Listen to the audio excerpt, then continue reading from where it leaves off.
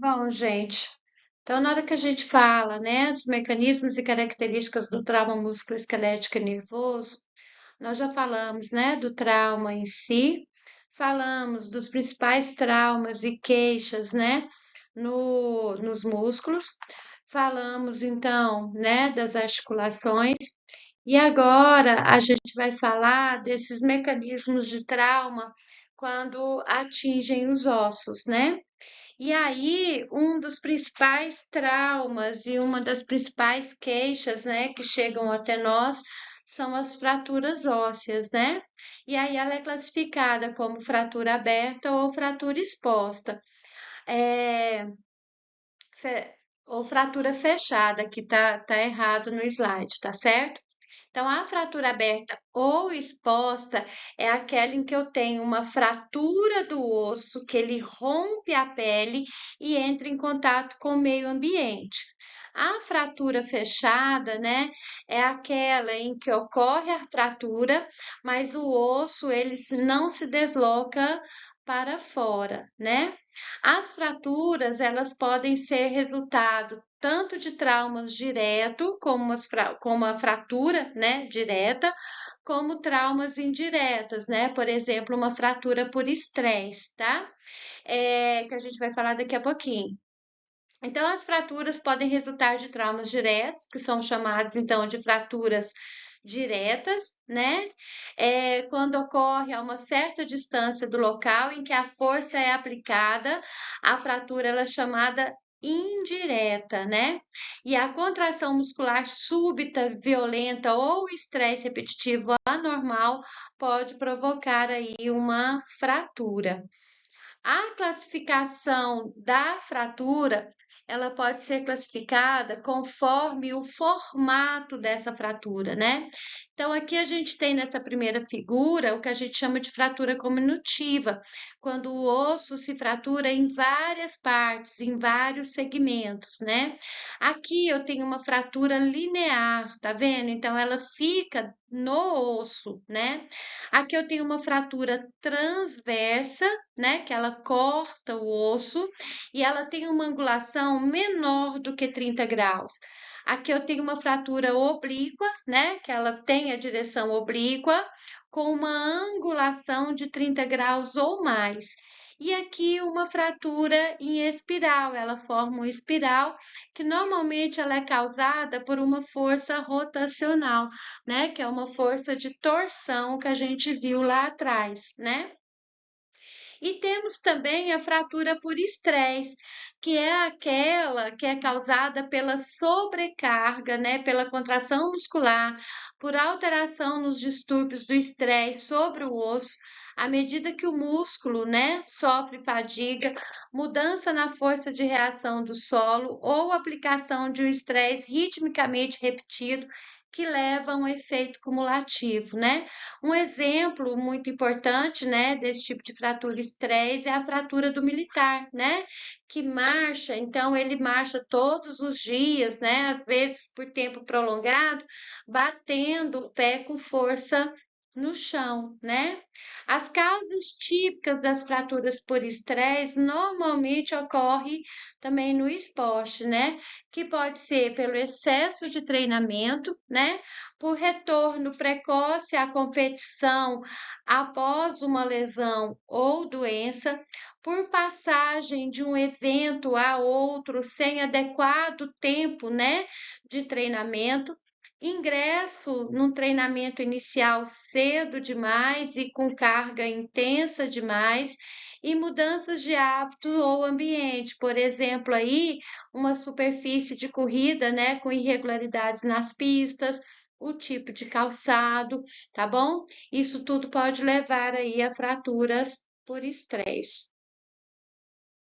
Outro problema importante, né, que pode acometer crianças e adolescentes são as condições das epífises, né? Ou seja, lesão nas epífises, né? Na epífise de crescimento. Então, eu tenho três tipos de lesão no local de crescimento da epífise, que pode ser sofrido, então, por crianças e adolescentes que praticam aí o esportes, né? São elas a lesão, então, da placa de crescimento epifisária, né? E isso pode gerar, né, uma sequela da parada de crescimento daquele osso, né? E o paciente, né, evoluir para uma discrepância de membros, uma lesão na placa de crescimento metafisária ou na apófise, né? A faixa etária mais prevalente para essas lesões são crianças e adolescentes aí entre 10 a 16 anos. E elas são classificadas conforme também a gravidade, né? Eu tenho as lesões do tipo 1, em que eu tenho uma separação completa da físio ou da epífise, né, em relação à metáfise, sem fratura no osso. Eu tenho a do tipo 2, que eu tenho uma separação entre a placa de crescimento e uma pequena porção da metáfise. Eu tenho a do tipo 3, que aí eu já tenho a fratura, né, dessa epífise de crescimento. O tipo 4, eu tenho uma fratura de uma porção da epífise e da metáfase. E o tipo 5, né, sem deslocamento da epífise, mas a força de esmagamento pode causar deformidade aí no crescimento. Então, aqui, né, mostrando essa classificação e os tipos de lesão, né? Então, aqui eu tenho o tipo 1, né, em que eu tenho a separação da fise. Eu tenho o tipo 2, em que eu tenho a separação da fise junto com uma pequena fratura da metáfise, né? Eu tenho a tipo 3, que eu tenho agora já uma fratura da fise, né, da epífise.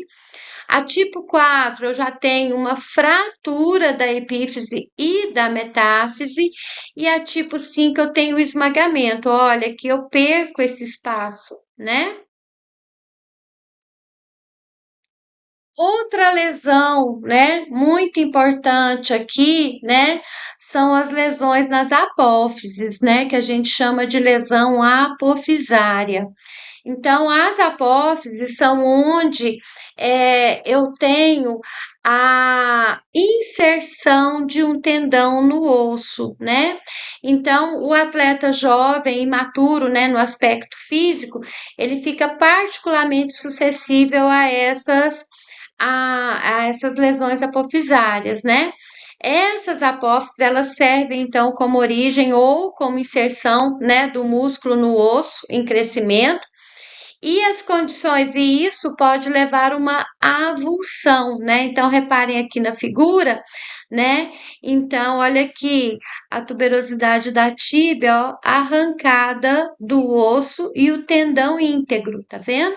Então, condições de avulsão, né, apofisária, comumente encontradas no esporte, e as mais comuns são as doenças de Severs, que quando ocorre lá no tendão do calcâneo, né, e a de Osgood-Schlatter, que quando ocorre aqui na tuberosidade da tíbia, lá no joelho.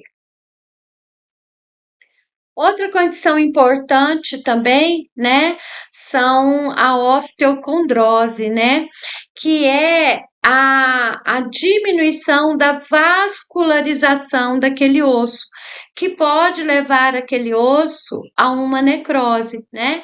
Então, eu tenho mudanças degenerativas nos centros de ossificação das epífises dos ossos, né?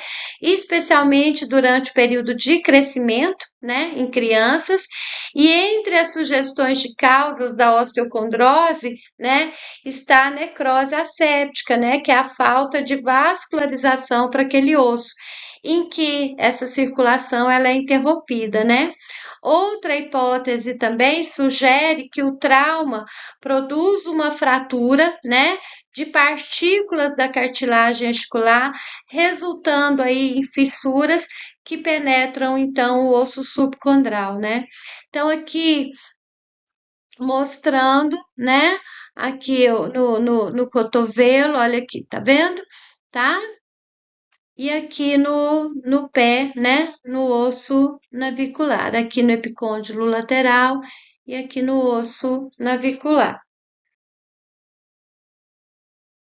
Aí, gente, então a gente já falou das lesões musculares, das lesões articulares, né, e das lesões ósseas. Agora a gente fala então das lesões nervosas que pode ocorrer, né, aí devido ao esporte, né, ao trauma, tá? Então o trauma ele afeta diretamente os nervos, né, e pode produzir aí uma série de respostas sensoriais, como uma hipoestesia, né, ou uma parestesia. A hipoestesia é a diminuição da sensibilidade e a parestesia, a parestesia, né, é aquela sensação de formigamento, dormência, esse tipo de coisa. E aí, normalmente, uma das principais causas, né, de lesões nervosas é a neuropraxia, onde eu tenho uma compressão desse nervo periférico, né? Então, acho que a maioria de vocês já devem ter experimentado, né, sentar com as pernas cruzadas, por exemplo, por longo período de tempo, e quando vai se levantar, não sente a perna, não consegue apoiar o pé, né? Então, isso aconteceu uma neuropraxia, uma compressão do seu nervo. Assim que esse fator de compressão ele é retirado, eu tenho uma volta normal, né, da ação desse nervo. Então, na neuropraxia, eu tenho uma interrupção na condução do impulso nervoso daquela fibra nervosa, né? E ela surge por compressão, por golpes fechados relativamente leves, né, no nervo. O edema também, né, pode comprimir um nervo. E isso resulta na perda temporária da função, que se reverte algumas horas ou meses após a lesão, né? Em média, aí, quando ela é mais grave, de 6 a 8 semanas. E há um maior envolvimento, né, do funcionamento motor do que da parte sensorial, né? Outra coisa também, né, que pode acometer, né, o sistema nervoso são as neurites, que é a inflamação de um nervo periférico, né? Então, normalmente problemas crônicos, né, no sistema nervoso pode ser causada por uma série de forças que costumam se repetir e se prolongar por um longo período de tempo, né? Os tecidos especializados, como as células nervosas, elas não podem regenerar depois que ocorre uma morte celular, né? No entanto, quando o nervo periférico ele sofre uma lesão, a fibra nervosa ela consegue se regenerar significativamente, né? Caso a lesão não afete o corpo celular, tá? E para que essa regeneração ocorra, é preciso haver um ambiente adequado de cura, né? Como o repouso, por exemplo, né? E essa regeneração, ela é lenta, né? E normalmente esse nervo ele se regenera a 3 a 4 milímetros por dia, tá? E por último, a gente tem aí a dor reflexa, né?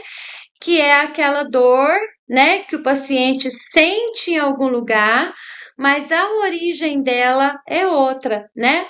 Por exemplo, quando eu falo, né, em por exemplo, uma víscera, né? Às vezes ela tá com problema e você sente a dor lá em outra região, né? Por quê? Porque aquele nervo, que inerva essa região que você tá doendo, ele passa também por aquela víscera, né?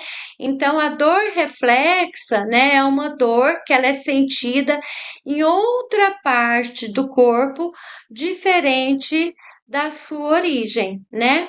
Exemplo aí, o ombro direito. O ombro direito, ele é local de dor referida, dor reflexa do fígado, né?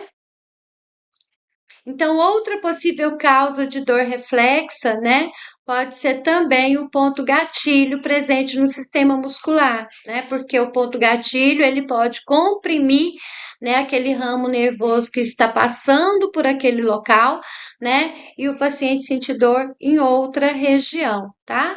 Então, ele reflete a dor em alguma outra parte do corpo, em área distante da onde está, então, aquele ponto gatilho, né? Aqui é um mapa de dor referida, né?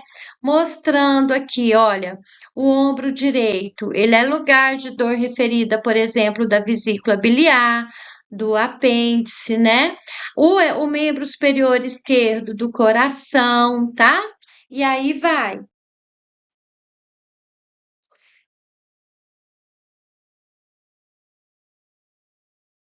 Os mecanismos, né, corporais e suscetibilidade a lesões, né, normalmente são devido então aos microtraumas e síndrome de esforço repetitivo ou por desvio de postura que a gente já falou lá atrás, né? Então, quando eu tenho que tratar, por exemplo, uma lesão causada por esforço repetitivo, é necessário que eu dê atenção também aos desvios posturais, né?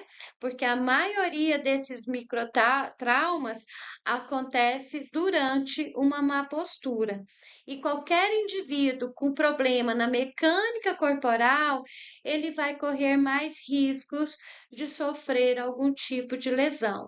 Então, nós fisioterapeutas, né, que trabalhamos aí na área desportiva e mesmo a nível ambulatorial, a gente sempre deve dar muita importância, né, a postura do paciente, a correção daquela postura ou daqueles hábitos de movimento que às vezes estão incorretos, tá bom? E nós terminamos por aqui, tá? Até a semana que vem, presencialmente, né? Esses vídeos, né, vão estar no AVA, tá? Antepondo a nossa aulinha de terça-feira, que é feriado, tá bom? E depois que assistirem a aula, façam, né, a APS, que também vai estar no AVA, tá bom? Bom final de semana, bom feriado a todos, um beijo.